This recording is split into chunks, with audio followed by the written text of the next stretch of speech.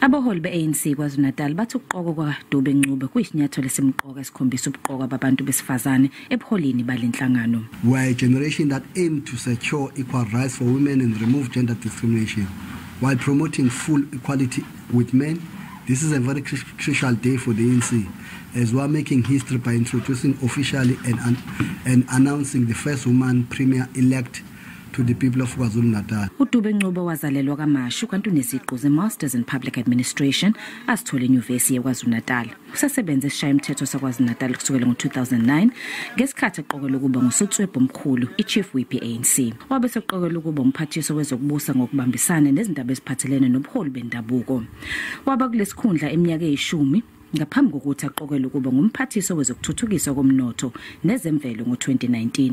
Njengamanje uphathiso wezezimali KwaZulu Natal kusukela ngo-2020. UDube Ncube usesebenze ngaphansi koNdunankulu abane.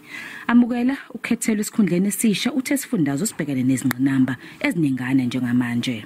To ensure that we deal with the crippling issues that we are still facing in our province, those of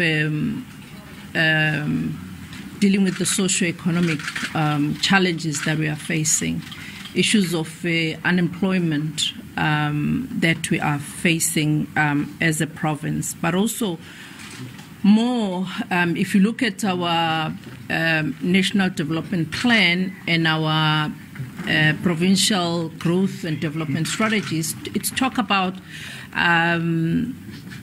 government that needs to be able to champion the services to the people. Zikalala wakhishwa ngusiboniso Dube esikhundleni sikaSihlalo we-ANC KwaZulu Natal amasontweni ambalwa edlule. Wakhishwa nasesigungweni esiphezulu se-ANC KwaZulu Natal.